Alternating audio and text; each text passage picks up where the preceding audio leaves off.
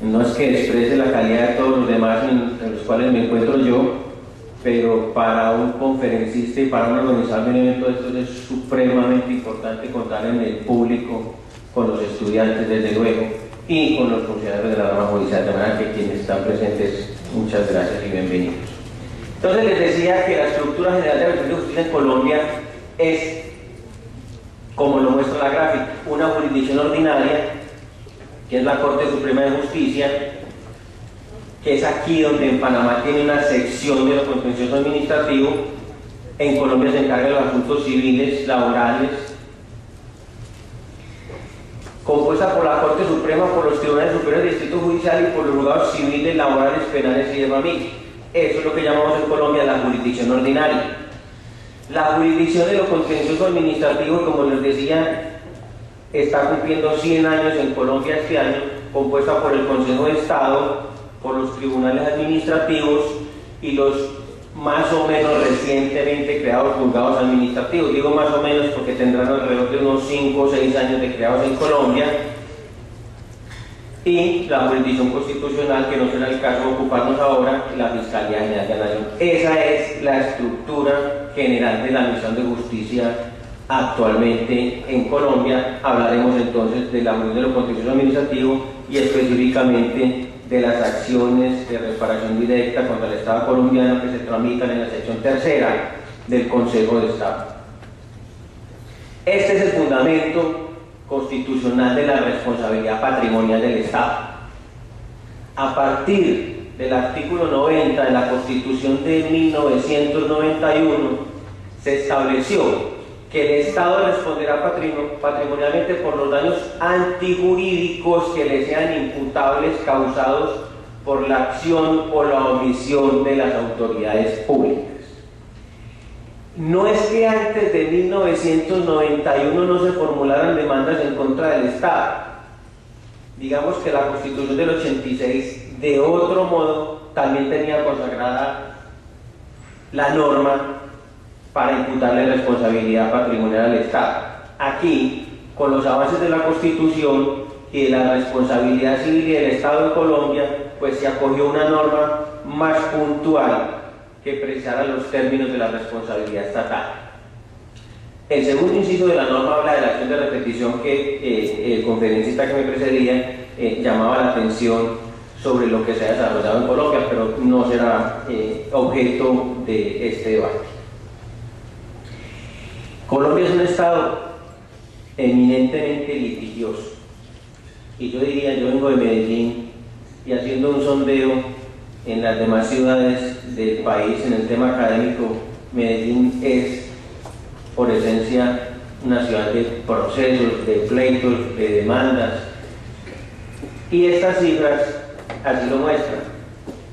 Actualmente tenemos en Colombia 200.000 procesos contenciosos administrativos solo de reparación directa. Esto es la acción que instaura el ciudadano en contra del Estado para obtener una indemnización de perjuicio. No estamos hablando de las acciones contractuales, de nulidad, de restablecimiento del derecho, todas las demás. Exclusivamente las acciones de reparación directa, que es el objeto de la conferencia, tenemos en Colombia entonces acciones indemnizatorias hasta la fecha una cifra cercana a los 200.000 procesos, con unas pretensiones aproximadas de 957 billones de pesos colombianos, que es equivale a 500.000 millones de dólares. Una cifra pues que muy difícil de entender si quiere calcular, pero eso muestra la magnitud de las acciones que en Colombia se tramitan. Desde luego muchas temerarias. No es que tengamos una deuda en Colombia de 957 billones de pesos con los ciudadanos. Y aquí es donde se llama la atención de lo exagerado que nos volvemos, o que se vuelve la víctima o su apoderado en estas pretensiones contra el Estado. Nada tenemos desde la academia y desde la Administración de Justicia y desde el Estado Social de Derecho contra la demanda contra el Estado. Desde luego que si el Estado incurre en una acción u omisión que cause un daño al ciudadano, tendrá que acudir a los estrados judiciales y tendrá que reparar. Pero una cosa es la reparación del daño y otra muy distinta es el apetito voraz del demandante, y yo llamaría más la atención del apoderado de la parte demandante, que irresponsablemente montan la nube a esa víctima con cifras absolutamente desproporcionadas. Eso es una irresponsabilidad profesional. Eso da lugar, supongo que en Panamá también, a investigaciones y sanciones disciplinarias, porque no hay derecho que una víctima que ya fue víctima de una acción del Estado, que está en un proceso calamitoso, es que en responsabilidad civil lo que administramos son dramas, son dificultades del ser humano, son serios problemas, son afectaciones a la vida, a la salud, para que posteriormente un abogado, en forma irresponsable, lo digo por mi país, le diga a la víctima que con ese daño se va a enriquecer y que va a recibir 5.000 millones de dólares y que el Estado tiene dinero con que pagar eso. Eso ha venido cambiando no solo con las normas disciplinarias vigentes, sino con dos figuras que existen, si bien en el procedimiento administrativo se han ido filtrando. Uno es el juramento estimatorio, en donde la víctima o su apoderado tiene que calcular objetivamente el monto de la pretensión. Se acabaron los sueños, se acabó la fiesta, se acabó la danza de los millones. El abogado tendrá que ser serio y cuantificar con precisión, con objetividad, con certeza, con formación académica, cuál es el valor de las pretensiones. Eso se llama el juramento estimatorio, so pena de unas sanciones patrimoniales, aparte de la disciplinaria. En la medida en que la pretensión no supere el 50% de lo concedido en la sentencia, habrá una sanción patrimonial que yo sostengo que es para el apoderado y no para la víctima. No podemos ir a los juzgados a hacer pagar a las víctimas los errores de los profesionales. Entonces, esa es una cifra alarmante. Con esa cifra, con esas pretensiones, con esos sueños, pues eso equivale al Producto Interno Bruto de un país como Suiza, o al 2 veces el Producto Interno Bruto de nuestro país. Con ese dinero se compraría, se construirían 33 millones de viviendas de interés social. En Colombia somos 45 millones de habitantes, no habría pobres. 1 millón de jardines infantiles y escuelas. Se atendería todos los estudios básicos, secundarios y universitarios de 55 millones de habitantes, cuando tenemos 45 millones. Es decir, son cifras que no caben en la cabeza, pues, de la administración de un país. Pero cuando les hablaba y les llamaba la atención sobre la irresponsabilidad profesional en esas exageradas pretensiones o en esa danza de los millones, encontramos una cifra objetiva. De esos 957 billones de pesos en pretensiones, solo han sido reconocidas mediante condena en favor de la parte actora 3.6 billones de pesos. Ahí entonces vemos semejante bache, tal diferencia, que lo único que nos muestra es, primero, que existen demandas temerarias, que existen demandas sin fundamento, y que aún existiendo demandas con fundamento en la responsabilidad estatal, hay unas pretensiones que no se compadecen con la verdadera certeza y objetividad del daño indemnizado. Por eso entonces en Colombia, ante semejante panorama, se creó la Agencia Nacional de Defensa Jurídica del Estado. El gobierno Santos, el actual gobierno, dijo, con esto, y el día que prospere una pretensión de esas, pues el Estado colombiano va a ser inviable. Y desde el Ministerio de la Justicia se creó una Agencia Nacional de Defensa Jurídica para que hiciera el inventario de todos los procesos, determinara las pretensiones y empezara entonces a hacer una evaluación del riesgo frente a esas demandas, una evaluación del manejo de los apoderados, ¿Qué es lo que pasa? Lo decían en una conferencia precedente. Desafortunadamente el Estado es muy mal litigante. Usted no podrá comparar la diligencia, el interés, el cuidado, el esmero, la formación académica de un apoderado de la parte demandante o de un bufete de abogados con buenas oportunidades de capacitación y de formación en especializaciones y maestrías con la preparación, el tiempo y la actitud de un apoderado del Estado. De eso se llamaba la atención ahora, y es que hay que formar, hay que tener más recursos para que el Estado comparezca a los procesos a defenderse en igualdad de condiciones. No puede ser que el Estado sea un mal litigante y por esa desidia, por ese descuido, por esa mala contratación de los abogados, por esa mala remuneración, esté entonces el Estado en desventaja procesal y siendo condenado por algunas malas ascensiones. Entonces esta Agencia Nacional de Defensa Jurídica lo que tiene por objeto es diseñar estrategias, planes y acciones dirigidas a dar cumplimiento a las políticas de defensa jurídica de la nación, formular políticas en materia de prevención de conductas antijurídicas. ¿Dónde es que están demandando al Estado? ¿Cuál es la razón de más demanda? En Colombia se demanda por la conducción de energía eléctrica, que generalmente está a cargo del Estado sin que sea un monopolio.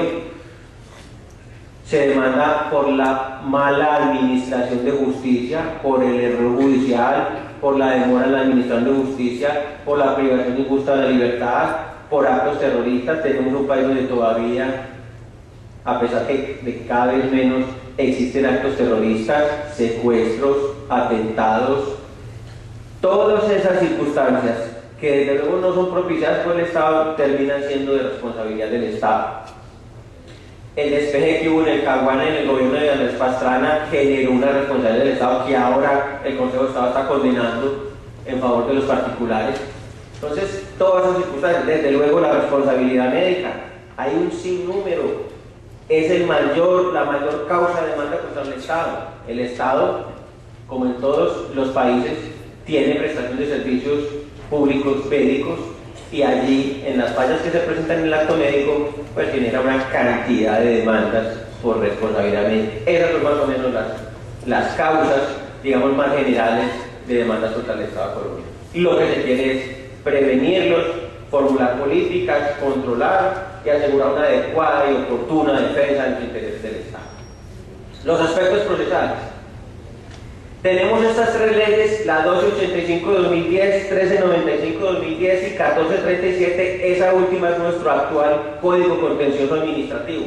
Es un Código Contencioso Administrativo que apenas está entrando en vigencia, que tiene 2 años de promulgación máximo y que viene a imponerse después de un Código Contencioso Administrativo de 1984.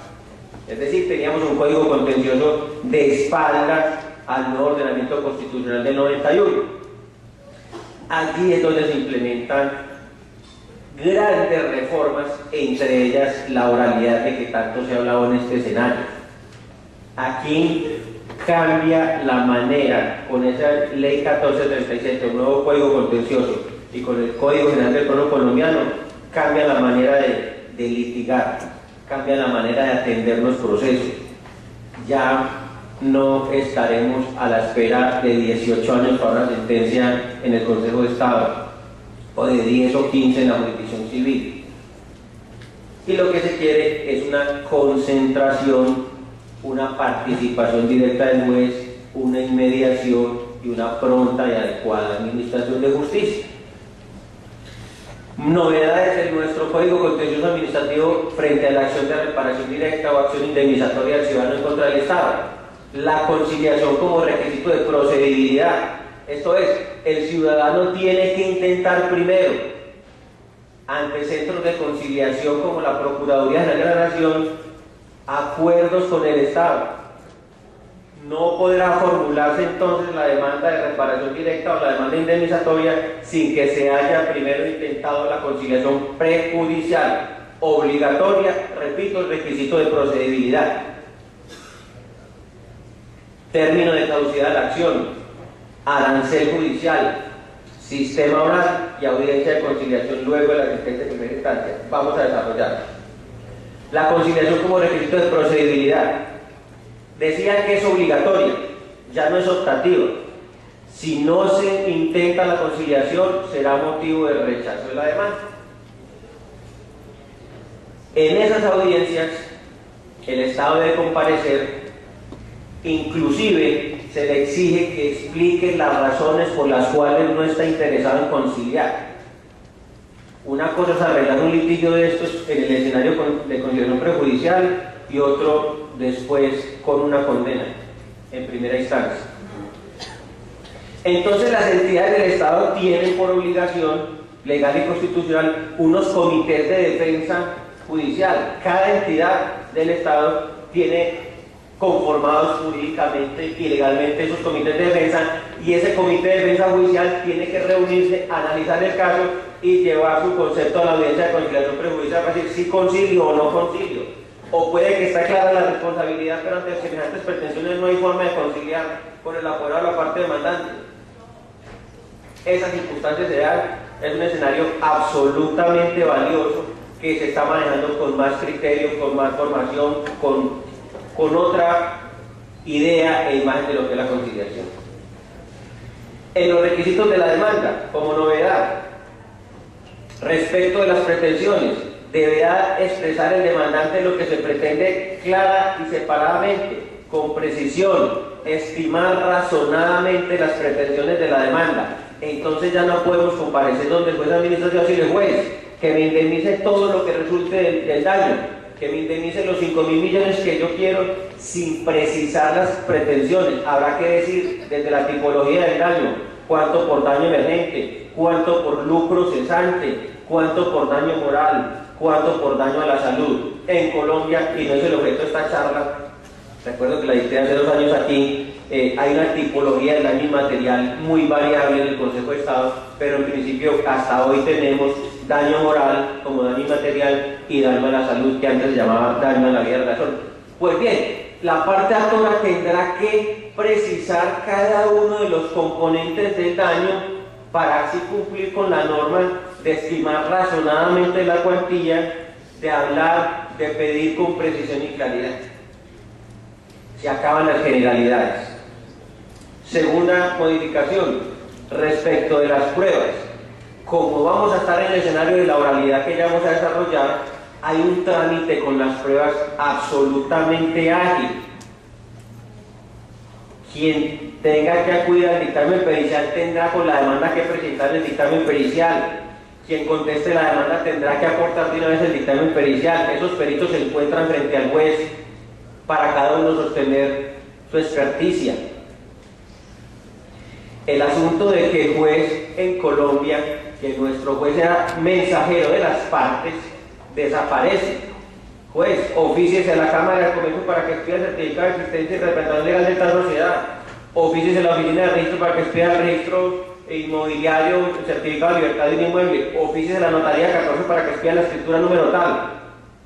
Y el juez no se oficiar a todo el mundo, era el mensajero de las partes.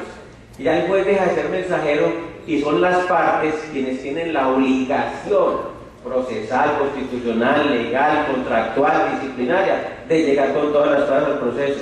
El juez era el juez, no el mensajero de las partes. Eso cambia sustancialmente. El término de caducidad se mantiene, es decir, la acción indemnizatoria o de reparación directa en contra del Estado debe promoverse dentro del término de 2 años contados a partir del día siguiente al de la ocurrencia de la acción o de la omisión del Estado. Ese término se mantiene, término perentorio de caducidad. La víctima entonces tendrá 2 años máximo para acudir a la acción contenciosa administrativa de reparación directa. Desde luego, puede presentar la solicitud de conciliación y si practica la presenta antes de la caducidad, se suspende el término para que posteriormente formule la demanda.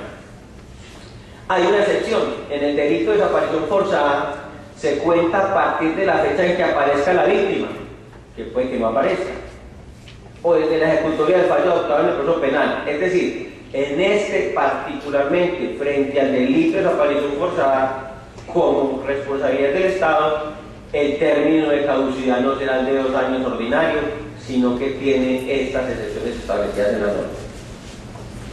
Otra modificación de una norma que apenas tiene menos de un mes en Colombia, julio 15 de 2013, el arancel judicial. Entonces, como estábamos en la danza de los millones, y como lo que único que queríamos era pedir mal pedidas las pretensiones en las acciones de reparación directa, aparece, aparte del juramento estimatorio, aparte de la obligación de establecer clara y razonadamente las pretensiones, aparece el arancel judicial. Parte actora, usted tendrá que pagar el 1.5% del valor de las pretensiones. Con la demanda, aportar la consignación que hace la Administración de Impuestos Nacionales. Hay ya muchas demandas de inconstitucionalidad frente a esta norma que no tiene ni un mes, en el entendido que es una violación, es una restricción, es una dificultad para el acceso a la administración de justicia como un derecho fundamental. Esperaremos qué dice la Corte Suprema de Justicia respecto a la constitucionalidad o no de la norma, pero por lo pronto en estas acciones de reparación directa y en general en todos los procesos en Colombia, con algunas excepciones que vamos a ver, habrá que consignar el 1.5 de las pretensiones, de tal manera que el acuerdo a la parte autora ya tendrá entonces que liquidar objetivamente el daño, bajarse de la nube, porque de entrada está pagando un dinero importante en favor del Estado. Excepciones, proceso arbitral, ese ya tiene su carga económica bien importante. El proceso penal, desde luego, el laboral, familia, proceso de menores, de insolvencia, jurisdicción voluntaria, personas jurídicas de derecho público. Las personas jurídicas de derecho público no pagan el arancel, excepto las que pertenezcan al sector financiero, como el Estado asegurador, como el Estado banquero. Ahí sí tendrían que hacer el pago de la arancel judicial. Y en la reparación directa, que es el objeto de la conferencia, cuando la víctima acude ante la jurisdicción contencioso administrativa para que se le reparen sus perjuicios, siempre y cuando esa víctima demuestre que el daño cuya indemnización se reclama lo ha dejado en situación de indefensión, de pobreza, de limitación para trabajar, de incapacidad temporal, en fin, con la demostración sumaria o con la afirmación en la demanda será suficiente para que el juez exonere al demandante de hacer esa consignación. Ay, Dios. Etapas del proceso oral. Entonces, les decíamos que ya el proceso oral modifica sustancialmente la manera de tramitar el proceso. Tiene 3 etapas. La primera etapa es lo que llaman la etapa de instrucción, que es la etapa que se mantiene escrita en Colombia, que es la formulación de la demanda, la notificación personal al demandado, la contestación de la demanda. Aquí se traba la litis, toda esa parte se mantiene por escrito. Esa es la parte, dentro de la primera etapa, una fase de instrucción. Vencido el término del traslado, contestada la demanda por parte del demandado, el juez cita una primera audiencia, que se llama audiencia inicial. Esa audiencia inicial tiene varias subetapas. Saneamiento, que ya el juez de todas maneras al revisar la demanda tuvo que haber estudiado si había una nulidad o no, o alguna causa de la emisión, o alguna causa de nulidad o de excepción previa, decisión de excepciones previas si las hay, fijación del litigio, conciliación y decreto de pruebas. Eso es más de la mitad del proceso.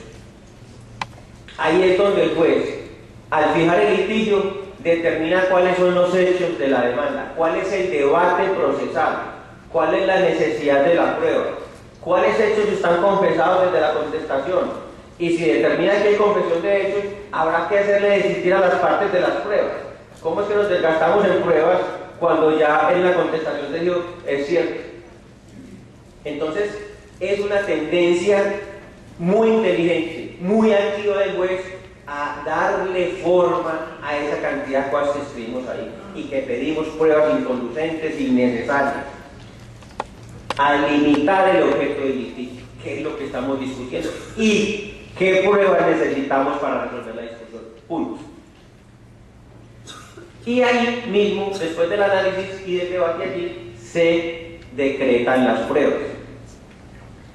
Hay quienes dicen que no se debe intentar la conciliación en esta primera audiencia o audiencia inicial, en tanto ya, les decía ahora, hay una audiencia obligatoria de conciliación prejudicial, requisito de procedibilidad.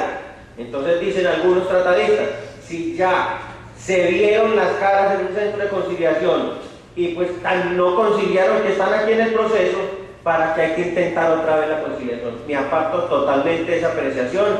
Me parece que el escenario de la conciliación debe mantenerse vigente en todas las etapas del proceso y que si uno tiene elementos para no conciliar en la primera etapa de la conciliación prejudicial, puede que ya los haya tenido en la etapa de la primera audiencia del proceso, por estudios, por valoraciones, por consecución de prueba. Muchas cosas cambian en la audiencia, entre la audiencia que no es prejudicial y la primera audiencia del proceso, de tal manera que no podemos mirar despectivamente esta etapa de la conciliación. Desde luego, no es obligatoria, pero yo me parece que es un escenario supremamente importante y que el juez allí debe tener la actitud de limitar a las partes a conciliar. Segunda etapa de ese proceso oral, la audiencia de pruebas. Ya las decretó en la primera audiencia, practiquemos las pruebas, que la idea es que se practiquen en una sola audiencia. Testigos, interrogatorios de parte, dictámenes periciales, que se practiquen allí en esa audiencia en presencia del juez, todas las pruebas. Y la tercera, la audiencia de alegatos de conclusión que hacen las partes y la sentencia. Estas son las tres etapas del proceso oral. En la tercera se escuchan los alegatos de las partes, cada uno por 20 minutos. Luego el juez anuncia el sentido del fallo y consignará por escrito la sentencia entre los 10 días siguientes. Ese es el esquema actual. Eso es muy distinto a usted llegar a su oficina, preparar un alegato de conclusión, copiar jurisprudencia, buscar doctrina, tiene 8 días hábiles para hacer el alegato de conclusión. Aquí no. Aquí usted llega, alega en 20 minutos oralmente y espera la sentencia y de una vez tiene que formular un recurso de apelación. De manera que eso cambia el panorama para litigar. Nos tenemos que comportar distinto. ¿Cuál es la agilidad mental? ¿Cuál es la preparación de la audiencia? ¿Cuál es la actitud frente a las pruebas? ¿Cómo vamos a tomar nota? ¿Cómo vamos a hacer uso del micrófono? ¿Cómo vamos a hacer uso de los 20 minutos? Yo estaba angustiado con mis 35. Es muy difícil que usted 20 minutos se eche el cuento y dice chao. Ese es el ejercicio de la dificultad que tenemos los abogados para llegar al punto. Bueno, la audiencia de conciliación, ya les decía, yo soy amigo de que se intente nuevamente, y entonces aquí tenemos otro escenario para la conciliación. Es otra novedad de la norma. ¿Qué pasa? Luego de que se dicta la sentencia de primera instancia y cuando el que fue vencido formula el recurso de apelación, antes de darle trámite a ese recurso de apelación, el juez los vuelve a llamar. Ahí sí, de manera obligatoria, a una audiencia de conciliación. Y eso es muy importante. Eso es muy importante. Quien no asista a la audiencia de conciliación, en esta etapa se le echará desierto el recurso. Entonces, esta audiencia sí tiene dientes.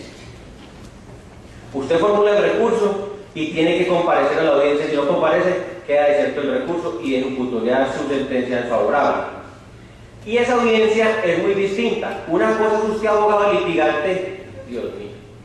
Una cosa es usted abogado litigante llegar a una audiencia prejudicial o a una audiencia judicial en la primera etapa, donde hay argumentos, hay debate, todavía no hay pruebas, donde hay mucho que elucubrar, mucho que argumentar. Otra cosa es usted entrar a una audiencia perdiendo 1-0.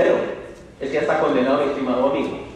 ¿Qué va a decir ahí? Puede que tenga todavía elementos, pero ya son más estrechos, ya son más pocos. Entonces, la preparación de esta audiencia después de la condena es bien importante. Me tengo que despedir ya, entonces, respetando el tiempo, y les quería hablar de este otro tema que también es nuevo en Colombia y creo que es una tendencia mundial, y es el precedente jurisprudencial. Desde luego, nuestra Constitución Nacional, y entiendo que así lo es en Panamá y en estos países, los jueces en sus providencias son sometidos al imperio de la ley, premisa fundamental y número uno.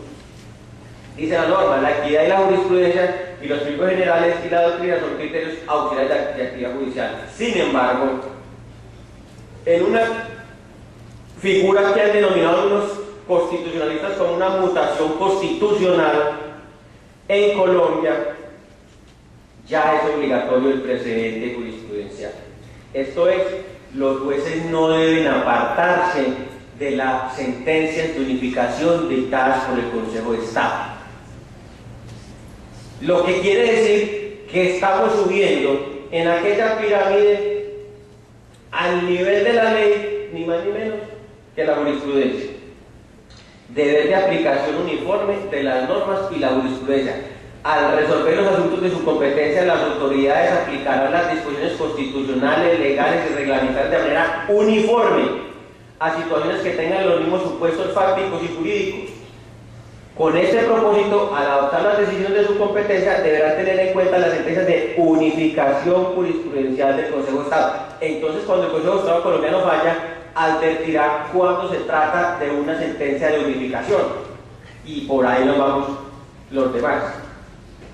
Dijo la Corte Constitucional, una acción judicial que desconozca caprichosamente la jurisprudencia y trate de manera distinta casos previamente analizados por la jurisprudencia, sobre pretexto de la autonomía judicial, señores jueces, en realidad está desconociéndolos y omitiendo el cumplimiento de un deber constitucional. ¿Qué es lo que se quiere con el presente jurisprudencial?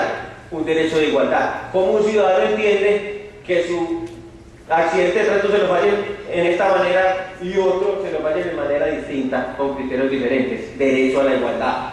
La seguridad jurídica.